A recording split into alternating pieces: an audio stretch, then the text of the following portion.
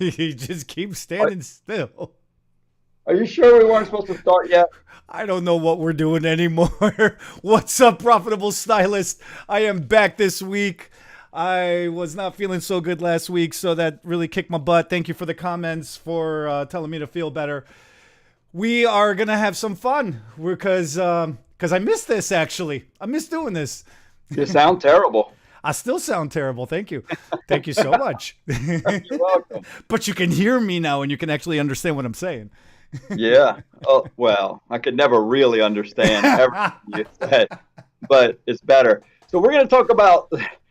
I told Eddie said we were going to talk about the honeymoon phase of extensions, and I say it's just the opposite. It's almost like buyer's remorse. I mean, call it what you want, but it's just like hair replacement. When I put hair on a bald or thinning man, hair extensions on a client, they always have these ideas inside that head what they want, and they'll even show you pictures, and it's almost impossible. Even if you do exactly what the picture looks like, they then don't feel like they thought they would feel when they saw the picture. So they want to just stay in your chair for how long? And this, I would gauge how good of a stylist you are. This is where I say the longer they're in your chair, the less confident of a stylist you are. Because I Mm. watch it in my own salon.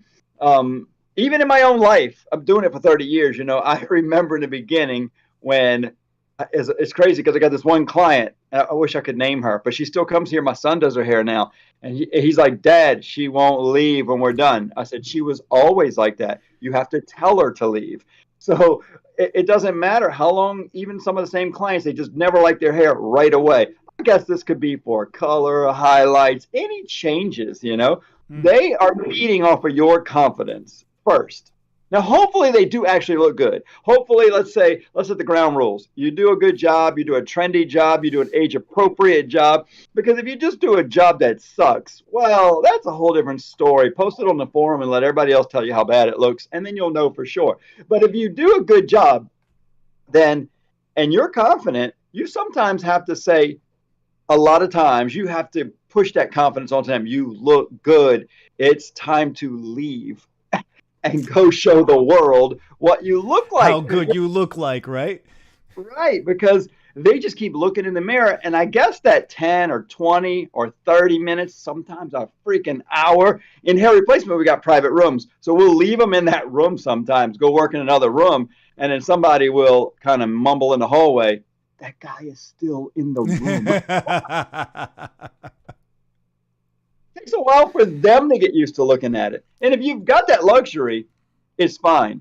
But if you don't and you have to move on, you have to be honest with the client and say, you look great. I know it's going to take you some time to look at it, but I have another client scheduled right after you that I have to move So, on to. and that's one of the things I do, especially with hair extensions. It's one of the things I do during the consultation. Because it really is a psychological thing. And I tell them, look, you're used to seeing yourself this way in the mirror all this time. I mean, And now we're going to change your entire look. And it doesn't right, matter how mentally prepared you are for it, and it doesn't matter how good it's going to look. I promise you it's going to look good, and I can promise you the moon and the stars. You are not going to be used to seeing yourself that way when we're done with you. And it's going right, to take time for your eye to adjust because there is that psychological factor that's involved. So as much as you can prep them during the consult to let them know that there is going to be a significant change, they are going to look different, it still doesn't matter. There is nothing to prepare that person for when they actually look at themselves in the mirror that they look different. So one of the things that I tend to do is say, look, we're going to do a big change on you. You're going to look different. You ain't going to be used to it straight away. It's going to take 2 to 3 times for you to wash your hair before you fully feel like it's yours and it's you again. So what we're going to do is I'm going to have a follow-up appointment with you or a follow-up phone call with you, whichever way works better for your area, right? And I'm going to call you up and I'm going to see how you're doing and how you're feeling about stuff. The other thing that I do is as soon as we get done and I'm done styling it and blending it in and cutting it and all that stuff, is I physically take their hands and I put it on their head. and I make them start touching it so they can feel that it's theirs. They're allowed to, because they're like, oh, I have this foreign object on my head, and if I don't touch it, nothing will go wrong. And it's like, dude, it's your head. It's your hair. Just, it's okay. I say stand up, spin around, throw your hair over your shoulder, whip it back and forth, pull the mirror, just move it around and see and feel what it looks like. So one of the things we used to do years ago, and we still do something similar, but it's just, I don't even think many cities have malls anymore. I know the malls in our area have closed down. Everything's open air now, but it used to be like those closed in malls. We used to say, go get in front of other people as soon as you can. Go see if you get the stares, because they're worried like people are going to look at me funny. I look different. People you don't know you look different. They just think you are who you are. So go to the mall, go shopping, go anywhere, go somewhere with a lot of people that you don't know first. Because what's the worst that's going to happen? They don't like what you look like, and they're all going to laugh and point, and you run out. And it's not going to happen, but that's what they're worried about, right? If somebody's asking to take a selfie with you, yeah, right. Don't go to Walmart as soon as you're done. Go to a real mall, like a regular mall. Then you'll feel way better. Actually, no, maybe you should go to Walmart after. Then you feel way better about yourself, too. Right. So you got to get in front of other people. Okay, so let's go back a little bit. This is something, you're making me cough. So this is something that's good, I guess, camaraderie, good housekeeping, good teamwork, is we in our meetings all the time at the salon talk about how, now, obviously, don't go up and lie. Don't say something looks good when it doesn't. Don't go up when somebody's getting ready to start corrective color and go, oh, look, your hair looks great. And like, oh, we didn't start. This was the crap we're fixing. But be careful about what you do, but go and compliment other people's hair. We, as a habit in the salon, do that to help the customers feel better about what they're getting and doing. Like, look around and don't just, they look around and they like it anyway. They're looking like, oh, wow, good job. Say it, communicate, get involved, say what you think and like about that hair that's being done in the salon so the customers can feel it. And then maybe even go over the top a little bit. If somebody got extensions or hair replacement or something, some big color change, go and say something. Or I even go ask the other hairdressers sometimes. I'll say, hey guys, my client's having a tough time with their hair. What do y'all think? Oh, it looks good. Please walk by and tell her. Not all at one time, not 5 people. Yeah, right. We love your hair, I mean, go over there and be genuine. Talk to her and say, oh, wow, what a big difference. Sometimes a big chop. Somebody goes from very long to very short and they're freaking out over it, And then you get to do extensions. No, I mean, either way, going longer, going shorter, changing the color completely. It takes a little getting used to, and you need the stylist in your own salon to help out. Then the public, they just got to go outside and see. And then maybe you go straight home to the family members and see what they think. No, sometimes don't ever go straight home. Family members never pay attention. How many times I get a phone call, my client says, I hate my hair. It's like, dude. Because of my husband or my best friend. Because my husband didn't notice it, or my mom said I look like crap. Like the person who's always telling them they look like crap is still going to tell them they look like crap, Go ahead. Yeah, or the opposite. Or the opposite. Like my little boy. Is this what you did to yourself now? Is this what you look like now? Well, just like we get used to seeing ourselves a certain way, like I am growing my hair out right now, and it is long and wild, do nothing. So I'm having a really, I just wet it before I got on here. I'm trying to make it look real flat right now because I want to start kind of, I don't know what the word is, but the old-fashioned word was feather it, But I want to be able to just kind of go back with it on the sides. But it's at that in-between stage. And so I know when I start parting it kind of and moving it around and going back, I've been going forward for decades, a decade or two. And so when I start moving it back, I'm looking at myself in the mirror at night when I take a shower and I look in the mirror, I start moving it like that. And I'm like, yeah, I look stupid. I got to get used to seeing me like that. But when my little boy sees my wife come home, my wife has naturally curly hair. And if she always has a flat iron, though. He's 9 years old. Most of his life, he's only seen her straight and flat. So occasionally we have a pool. So occasionally when she goes swimming, she comes out and it's all curly and she'll style it and leave it like that for a day or two. He says, "No, mom, fix your hair, mom." She's like, "It is fixed. It's curly. I don't like it." So the people who love us the most get used to seeing us just like we do. And that's what it is. And they don't want to see the change necessarily, or they don't even notice the little changes, like you said, and my husband didn't even notice. Well, that's pretty common. But the other thing is they just get used to seeing you a certain way, and they don't hate the change necessarily. I mean, they hate the change. They don't hate the look. They hate the change. But if you let it grow on them just like you and have some confidence, and I guess you're right. That's why you don't go straight home. Now, with hair replacement, we do say, go see your mama, because mamas never make their sons feel bad no matter what. "Oh, honey, you look great no matter what," you know? So the time we say, go see your mom first. See what she thinks. Show her that hairline. Oh, that's awesome. Now, but does hair replacement, like hair extensions, the extensions are always flattened inside the package. So we got to do a lot of blow drying and we got to do a lot of poofing up to that hair to make it look and feel full again, but it doesn't truly happen until about a shampoo or two. Does hair replacement work like that as well when it comes out of the box? It does. It's kind of the opposite, actually. It comes out fluffy. It comes out fluffy. Okay. Yeah. Okay. Fluffier. That's a nice word. Poofier, fluffier, bigger. And you got to think customers go from like this skin to hair. Almost anything feels like this poof thing on their head. And then at the roots of the hair, it kind of stands up, or the base or the scalp, it stands up for some buoyancy to look more natural. And that is a little fluffier and more buoyant at first. And if that hair is like buoyant like that, it tends to lay down and soften up and flatten a little bit over a few days. So for us, we're doing kind of like I'm doing right now. We're wetting it, gelling it, trying to push it down. And they're like, "Can you go shorter? Can you go shorter? Can you go shorter?"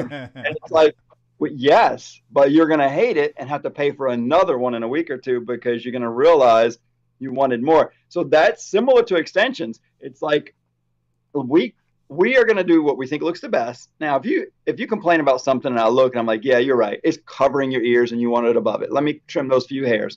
Or on top, you wanted your bangs to stick up. Now you want them shorter, shorter, shorter. Now you're going to look like a flat top. I don't recommend it. You're not used to having hair. Let's not go too short because it doesn't grow. Same thing with extensions. So let's stay in communication. Take my cell phone number. I want to communicate with you. If you freaking out like 7:00 tonight, call me, text me. Let me talk you off the ledge. Let's talk, see what's going on. And then maybe we schedule, like maybe you text me and in a day or two or three, you come in one morning.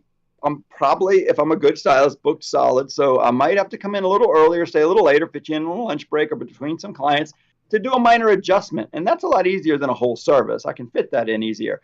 So for new clients, yes, sometimes hair extensions or hair replacement, we might have to shorten it a little because it doesn't grow. So if we do it right, we encourage them to go a little longer than they possibly wanted at first, because it might grow on them. They might get used to having a little bit more hair in either situation, or they're like, "Oh, it's so thick, the extensions. Can you thin it?" Yes, but you probably don't want me to in a week from now. So we need to work and live on our experience. And you stylists out there listening to us that don't have as much experience as us, hopefully you're smart enough to pick these tips and tricks up. We didn't have this when we were young hairdressers. We had to make all those mistakes and hopefully work in a salon under some mentor who had. I didn't have any mentor in the beginning, the first year or two. I made a lot of mistakes. Then I went to work at a salon where it was an older guy. There was a little bit of a learning curve, but he didn't do hair replacement. He didn't do extensions. He did mostly men's cuts, a little bit of color, a little bit of highlight, but he didn't really excel in the things I ended up wanting to do that made more money. So I kind of had to figure them out myself, learn a few tips and tricks at hair shows, and then working with other hairdressers backstage I got really good at extensions, so I got the opportunity to get on some stages. And then, I kicked my camera again. And then got the opportunity to learn from other hairdressers in other states that did some little tips and tricks. And then it was like, oh, this is why I go to the hair show, so I get smarter. Right, right. Yeah. It was the main thing is, especially with the follow up phone call, I keep it very organized because this is something that I learned. My mentor always would call a couple of days later, and he would specifically say like this: say, "How are you doing with your hair?" And it was always like, it was such the simplest question, but like 5 minutes later, the person is still going on and on and on. And it, like, sometimes he'd put the phone down and walk away and then come back and he'd be like, "All right, madam, that sounds great. Lovely. Perfect. Yeah. Yeah. See you in a month." And he would just like hand the phone off and walk away again. And I'd be like, "Dude, what the hell was that?" He's like, "Look, in the first 5 seconds, if somebody, if somebody is struggling, they're going to say in the first 5 seconds, 'I hate my hair. Nothing is working. This sucks.' Right?" But if they just go on and on. But like in the first 5 seconds, if they start going on and on about something, and he's like, then that's fine. Then they're fine, because they're going to talk themselves out of liking it, and then they're going to talk themselves into liking it, and then they're going to fix whatever the issue they have, because they're going to confess to something that they didn't realize they were even confessing to. And it's like the whole psychology of it all. And I never understood what that all meant. Well, it's good that you said that, because I learned early on how to ask that question. I say, "What are you loving about your hair?" What are you loving about? Okay. What are you liking? So tell me what you're liking about having hair, because maybe it itches a little, maybe it's heavy, maybe it's a little hotter. Those are some legitimate changes that aren't so positive that they'll probably live with. But if you right away, because us humans are mostly negative, most of us humans are mostly negative. So if you say, "So what do you think?" They're like, "Well, one person looked at me funny. It's kind of hot, a little tangly." And they just think of all the negatives. You have to remind them that. Yeah, that's why you can't ask them, "What do you think?" That's why he would always say, "How are you liking your hair? How much are you," or like how you said, "How are you loving your hair?" You know? Tell me what you love about your hair. Tell me what you like about this change we made. And then they're like, "Oh, that was weird. Can I think for just a minute?" I was going. You're right. They do love things about it also. They might hate things too, but let's start with what you like. They'll get to the hates without you asking. They would have already called or text you also. Right, but if it was that big of an issue, yeah. I want to try to reinforce the good stuff, usually. So that's the one big thing that I learned. And then the other big thing that I learned is it is really nail biting when somebody leaves your chair and they are satisfied, but they're not. Like, they're not 100% satisfied, right? And you know it in your heart of hearts. It just needs to be shampooed once or twice. And it really, like, that first week sucks because you're pacing back and forth in the salon like a caged animal. And you're like, all right, I have to call this person. Then I have to call this person. Then I got like 3 people who I'm just waiting for. And every time the phone rings, I'm like, crap, it's her. She's going to hate it. You know? And it's never any of the 3 people that you're waiting on for a phone call. But it's like, it's happened to me so many times where they leave. It's kind of awkward. Like, the whole appointment is fun while you're putting it in. And then it ends on this weird, awkward note. But then after that second shampoo, everything is fine.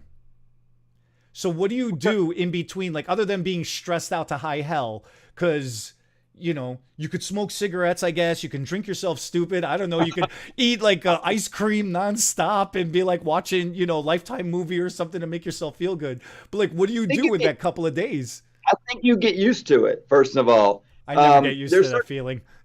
There's certain parts of the job that you have to fake all the time, like the new excitement of loving something on a person, the change of hair or color, because could be the first time for them. But maybe I've been doing 2 other heads of extensions earlier that day, 3 or 4 that week, and to me it's just another head of extensions, you know.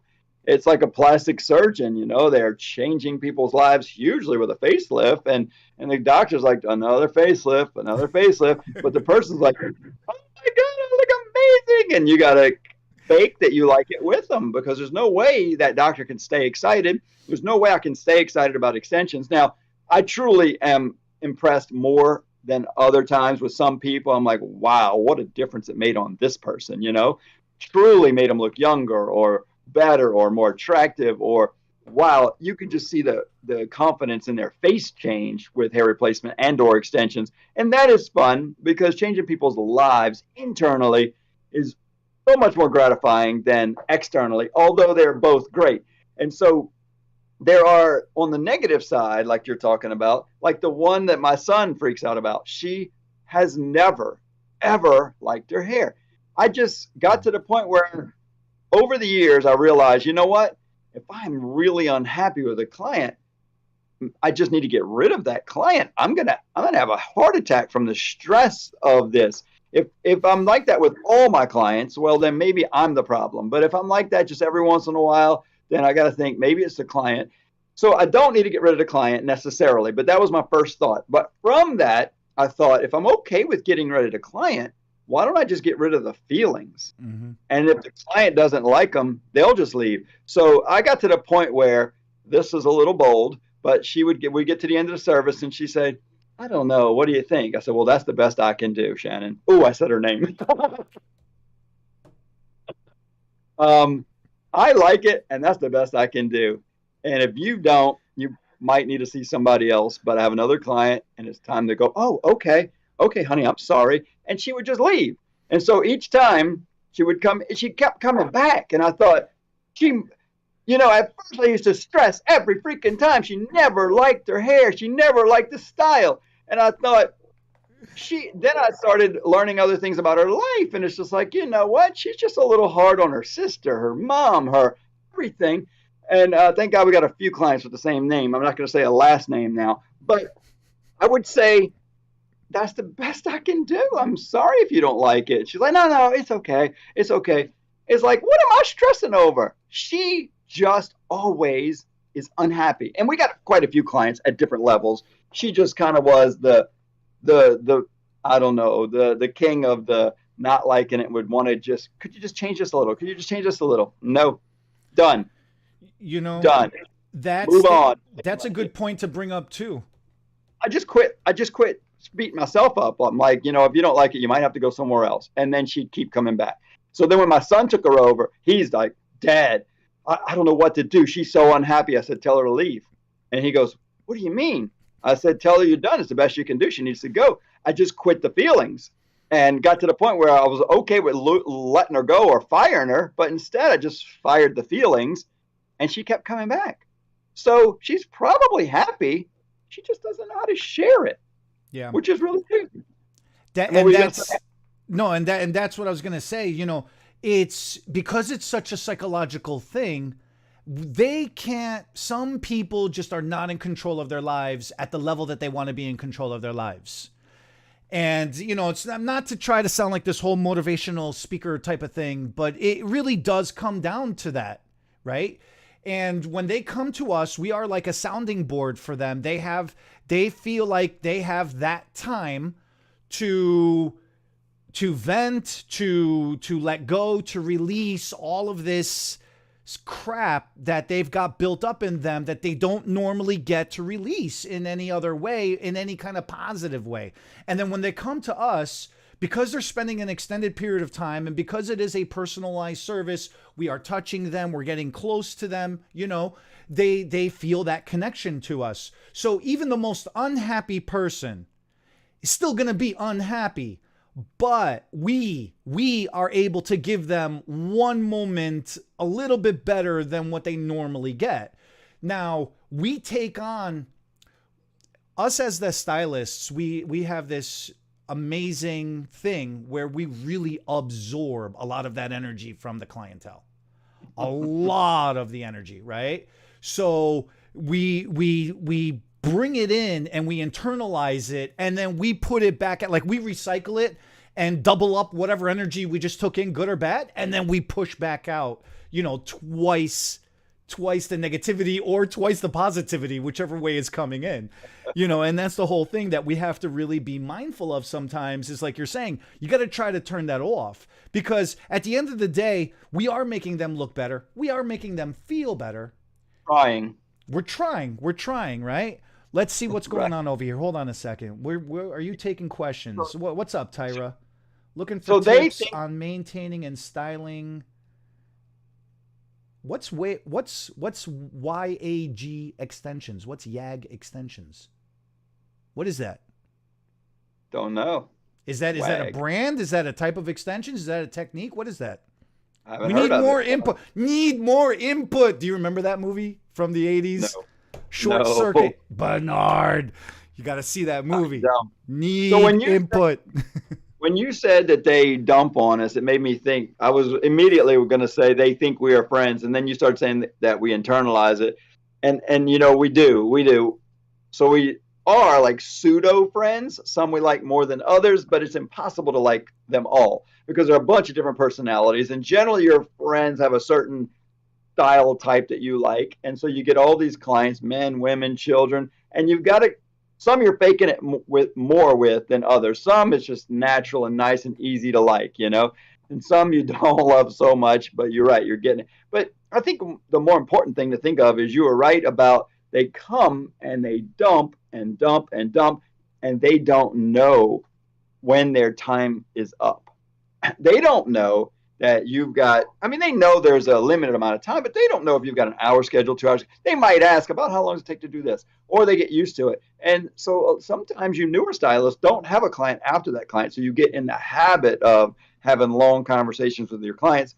And as you get busier and busier, then that client starts getting ticked off because you start cutting it shorter because you're like, I got another client to get to. I'm so sorry. I can't be your friend today. And it's tough to change that relationship from super friendly lots of time, and it's just a tough change. You just got to do it, and that's why so many of us don't. I don't want to go into this topic now. We've done it before, and we should do it again in the future. That's why so many stylists can't raise their prices, because we do become friends with these clients, and then we feel like, ooh, I don't think they can afford it, but you need to make more money. And I don't want to go into that necessarily. Yeah, that's we got to revisit that one eventually. That is the root of a lot of us hairdresser problems. So what was the question other than the I don't know what this is. I don't know what what did it say?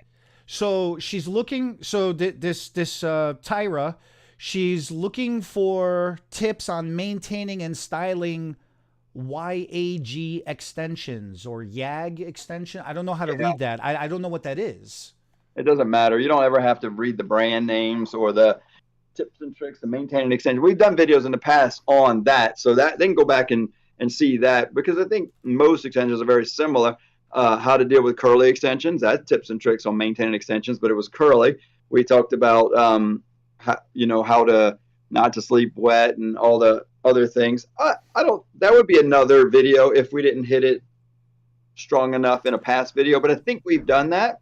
And we don't know exactly what that one is, so we're going to skip that for now. So the best thing I tell you this way, Tyra, check out our other videos in the past that we've done. Like Bernard is saying, we have hit up a lot of individual topics in the past. Most hair extensions are going to be maintained the same way. The tips and the tricks are all going to be pretty much the same way, unless there is something very specific, unless you have a very specific incident, then please contact our office, give us a call, and we'd be more than happy to spend some time talking to you on the phone and going a little bit more into detail into, what your specific questions are, what your issues are. But yeah, I am not familiar with that particular style myself either. And then this week in particular, the reason why we chose this topic is because as we've been talking about all the different topics, as far as maintaining or as far as, installing or doing, things like that, that's one of the topics that I've realized we haven't hit lately is, now you've put it in, how long does it take that client to get used to what you just did? Or how do you go about afterwards making sure that the client's used to what you just did? Right away.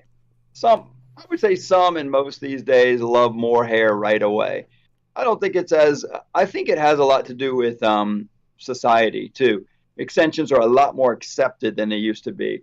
Whereas in the beginning, it was a big change and everybody noticed the big change. But I think now that we're getting to a point in society where almost everybody has a little extra hair somewhere, somehow, whether it's a halo, a strand extension, a weft extension, clipped in, sewed in, glued in, a topper, a beaded topper, a hair system, a wig, a hair piece, a ponytail. I mean, there's just so many things people are wearing now that I think we don't have that challenge as much. But I know you just had that challenge recently in the salon, so you wanted to talk about it. But I think I'm all talked out on the topic, unless you want to bring home any more points. No, that was, that was the big thing. That was the big thing that I wanted to hit up. And because I think it is an important thing that we forget at the end of the service, is just completes the service. And you start strong, you keep going through the whole appointment strong. You got to finish strong, because if you don't finish strong, then it doesn't matter what you just done. It just, the whole appointment's a waste. You just lose the whole appointment. Right. So yeah, that was the main things that I wanted to hit up on that one. That was the main topic I wanted to hit on. Ending strong is hard to do, but you're right. That's the important part. When you're starting to feel like you want to slow down at the end, just go ahead and finish as strong as you started, whether you want to or not. That is the sign of a very high-end professional, because that's hard to do. Yeah, that's your experience, especially if it's your third extension of the day or your fifth day or your last appointment of the day, and you've been there for 12 hours or however long you've been there all day long. Yeah, you got to maintain that level of energy from start to finish. The client deserves it. Every client deserves it. If they're sitting in your chair, they made that appointment time with you. Yeah. What is that? Charge them half price and just do it with one hand. I'm going to charge you half-ass because I feel like half-ass right now. I don't feel like I'm giving you 100%. Bye, guys.